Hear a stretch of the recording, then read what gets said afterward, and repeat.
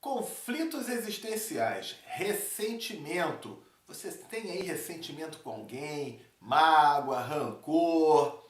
Hoje estaremos falando sobre as causas psicológicas do ressentimento. Toda segunda-feira no nosso canal, Terapia da Reencarnação, tá? Eu estou usando o livro Conflitos Existenciais, da Joana de Ângeles.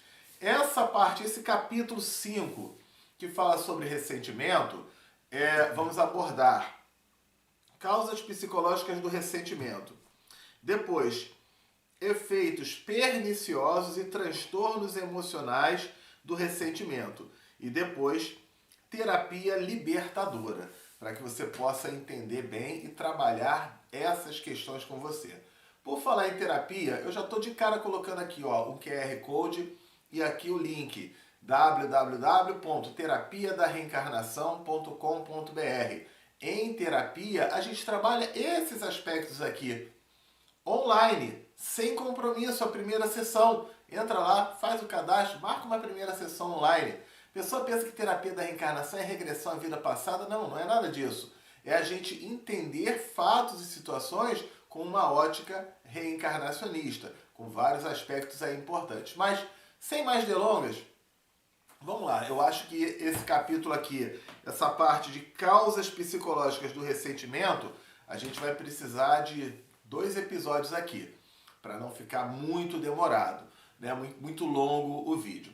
Então, eu vou fazendo a leitura e nós vamos comentar. Se você já tem o livro, Conflitos Existenciais, da Joana de Ângeles, melhor ainda, tá? O que ela fala sobre isso? Ela diz aqui o seguinte, causas psicológicas do ressentimento.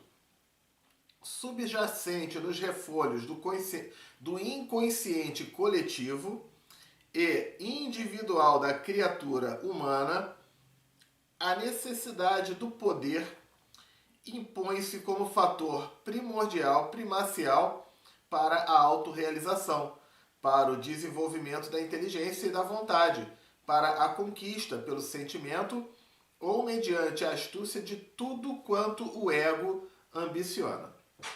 Então, isso já está no nosso inconsciente, já está lá. Para eu poder fazer algo, buscar algo ou conquistar algo, eu preciso ter poder. Na época da escravidão, o escravo ele conseguia fazer alguma coisa? Não conseguia fazer nada. O escravo conseguia estudar, ele conseguia ter bens, ele conseguia ter patrimônio, ele não conseguia praticamente nada. Por quê? Ele não tinha poder. Ele tinha que ficar trabalhando aquele tempo todo ali. E por mais que trabalhasse, nunca era o bastante. Ele não tinha poder. Quando a gente tem o poder, olha, eu tenho aqui um trabalho e dentro desse trabalho eu tenho o poder de dedicar um tempo do meu dia para gravar esses vídeos, que é algo que me realiza, é algo que me satisfaz. Tudo tem a ver com esse poder. Se eu não tivesse esse poder ou essa possibilidade, eu tivesse que estar num trabalho que eu ficasse 16 horas por dia trabalhando, eu não poderia gravar esses vídeos que tanto me realiza. E eu acho que vocês também gostam, né? Eu fico muito feliz quando eu vejo você comentando, se inscrevendo no canal, mandando links pra gente também, conversando pelo WhatsApp, enfim, é sempre bacana. Então tudo tem a ver com a questão do poder. Não pense em poder como um poder para você oprimir o outro. Não é necessariamente isso. É o poder para a realização do nosso ego, ok? Nosso ego é o quê? São as nossas vontades. Vamos continuar aqui. Essa ânsia de poder inerente ao ser humano pelo seu atavismo ancestral no processo de evolução animal, conforme Alfredo Adler, é geradora de inúmeros conflitos quando não resolvida de maneira equilibrada. Eu queria algo, mas eu não tenho como conseguir aquele algo. Ou eu me sinto impotente para conseguir aquele algo. Ou eu ainda vou precisar de anos para conseguir realizar aquele algo. Então, é o poder que ainda não está equilibrado. É o desejo que ainda não está equilibrado. E isso leva ao ressentimento. só para falar aqui sobre Alfredo Adler, tá? Foi um psicólogo austríaco, viveu entre 1870 até 1937 e ele desenvolveu uma psicologia que era a psicologia do desenvolvimento individual. Você pensa que psicologia é só Freud e Jung? Não, vários outros. E até os dias atuais, tem vários outros que também vão desenvolvendo. Inclusive nós aqui desenvolvemos uma outra psicologia, que é a terapia da reencarnação. Na verdade é psicoterapia em filosofia reencarnacionista, ok? Esse é o nome realmente, tá? Porque a gente vai adquirindo novos conhecimentos, novas informações. Quando a gente fala, por exemplo, da metafísica da saúde, a ciência que estuda as causas emocionais das nossas doenças. Isso não tinha lá atrás dessa maneira. Ó, a gente incluiu dentro dessa psicologia nova que a gente vai trabalhando. Então, vários vão desenvolvendo desde aquela época. Quem pensa que psicologia é só Freud e Jung, não, tá muito enganado aí. Mas vamos continuar aqui. A luta pelo poder, desse ponto de vista, constitui um motivo essencial da existência humana na busca do seu bem-estar e da sua felicidade. Agora ele fala de Freud. Freud, mediante a sua psicologia negativa sobre a natureza humana, considerava religião, ciência, moralidade como defesas elaboradas contra os conflitos humanos básicos que permaneciam ligados à agressão e à sexualidade. Freud gostava muito de trabalhar essa parte da sexualidade, né? E Freud, vale aqui lembrar, ele não considera a reencarnação, ele não considera a mediunidade, e ele trabalha aqui uma questão, né, de que essa parte de religião é só para uma defesa contra aqueles conflitos. Tá bom, é a visão dele, ok, né? Ele continua aqui, o seu paradigma, o paradigma é o quê? É uma informação, é uma crença que eu tenho. Eu passo a ter uma crença e eu acredito que aquilo é uma verdade e ponto final. Isso é um paradigma, tá certo? Ele fala, opõe-se ao conceito de que o bem-estar, a felicidade, tem origem em a natureza do homem e da mulher, não confirmando a possibilidade de que o ser humano possa nascer bom e nobre. Então, dentro dessa situação que Freud coloca, então ninguém vai nascer bom, ninguém vai nascer nobre. Vai ter que acontecer um monte de coisa, um monte de situação. Tá bom, né? Em realidade, para ele, todas as repressões dos conflitos básicos que resultam da ansiedade que proporcionam, transformam a energia que funciona como acionador dos comportamentos, conduzindo a sociedade, a cultura e a civilização tanto à grandeza dos sentimentos como ao seu desvario. Então ele fala o quê? Que a gente, que não nasce ninguém já que seja bom, que já tenha essa bondade. Isso vai se desenvolvendo, vai se aprimorando e à medida que ela consegue ter suas realizações, ela fica feliz ou ela fica frustrada. Mais ou menos por aí. Diferente da terapia da reencarnação, que já trabalha o quê? Bom, primeiro ponto é que a terapia da reencarnação considera o fator Deus, ok? Considerando Deus, entende-se que Deus é bom, é justo e é imparcial, coisa que qualquer religião considera, tá? Agora, para que a gente considere Deus bom, justo e imparcial, como é que eu vou explicar quando uma criança nasce boa e uma outra criança nasce má? Quando uma criança nasce do bem e outra do mal, uma saudável e uma outra doente, não é? Então aqui nessa parte de Freud, ela fala que depende desse meio da criação. Tá, mas e dois irmãos gêmeos da mesma família, mesma criação, e um é do bem e outro é do mal? Como é que vai explicar isso? Não tem essa explicação, não se encontra de uma certa maneira. Partindo do princípio que a gente nasce zerado. Agora, quando a gente trabalha a terapia da reencarnação, a gente entende o conceito da personalidade congênita. Eu não sou desse jeito porque Deus me fez desse jeito. Eu sou a continuidade do Sérgio de outras vidas. Que numa outra vida eu posso ter vindo como João, como Maria, com qualquer nome, em qualquer nacionalidade. aí começa a fazer sentido, né? É isso que explica uma criança de 3 anos tocar piano, um garoto de 4 anos jogar xadrez e ganhar de todo mundo. A gente tem aqui uma série de casos de reencarnação, eu vou colocar essa playlist no final do vídeo, tá? Casos de reencarnação, uma coletânea de histórias que são extraordinárias. Então, ó, isso vai contra toda essa parte que Freud procura colocar. Ele não considera o fator reencarnação. Hoje já é provado, por isso a gente trabalha essa terapia. Deu para perceber? Mas são pontos de vista e que nós respeitamos, tudo bem. Respeitar não quer dizer necessariamente concordar, mas é um fato aí, tá? Ele coloca ainda assim, ó.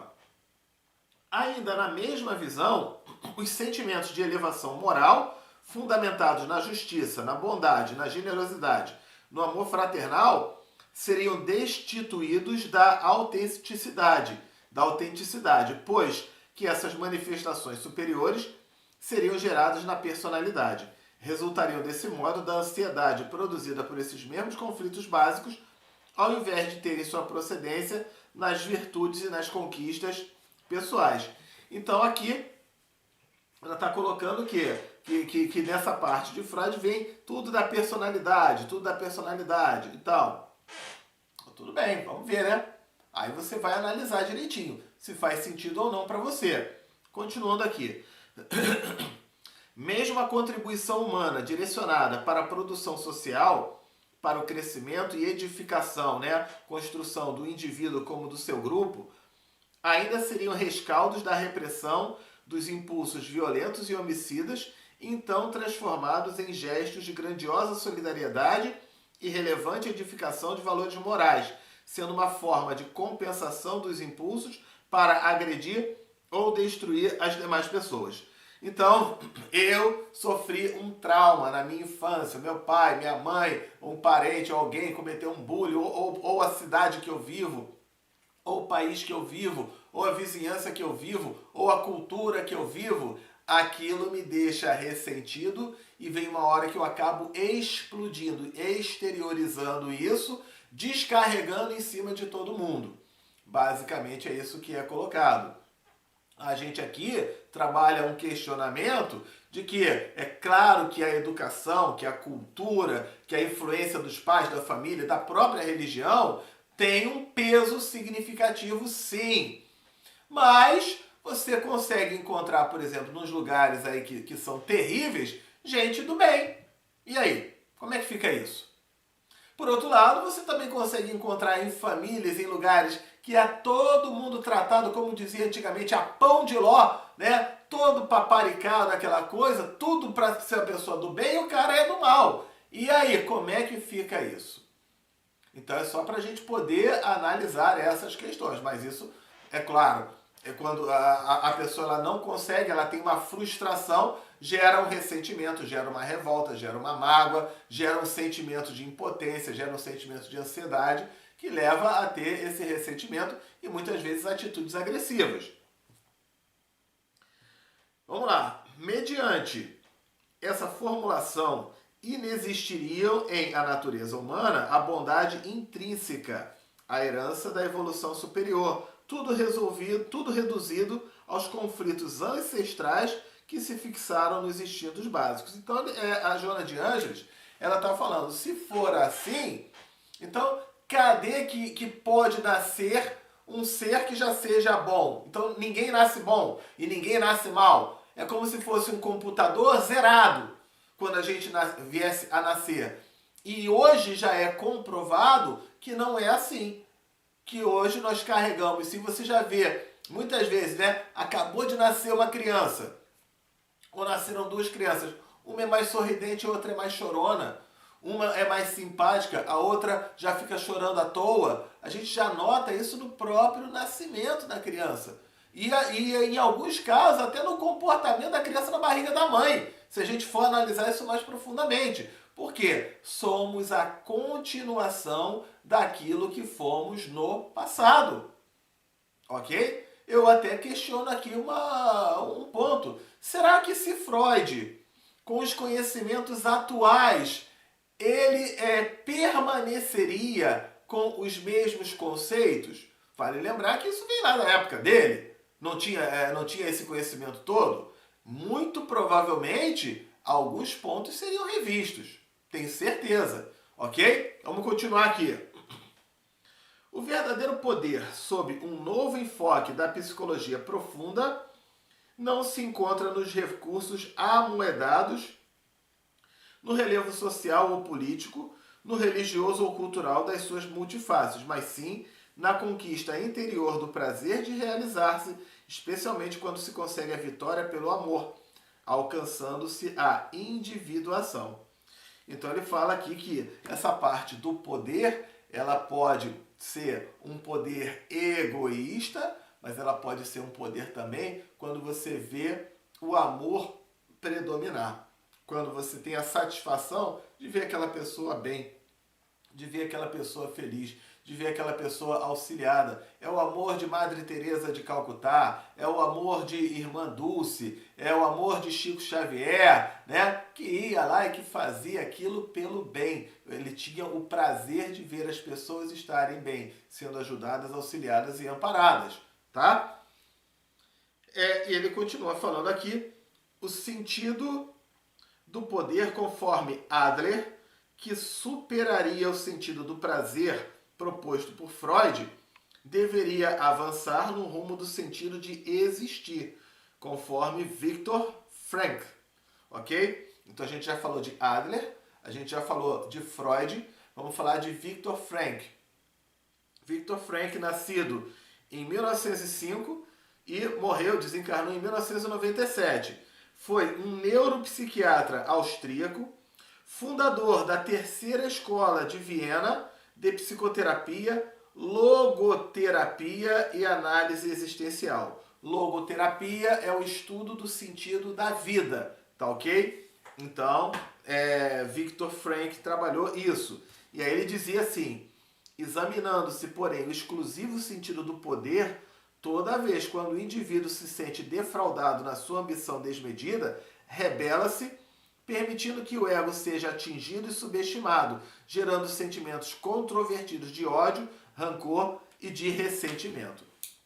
Então isso vai bater direto num ponto que a gente fala muito na nossa terapia da reencarnação, que também tem o ressentimento, ele tem a ver com a frustração. E a frustração tem a ver com a nossa expectativa equivocada, né? A questão está dentro de nós. Eu criei uma expectativa que não foi realizada, me gerou uma frustração.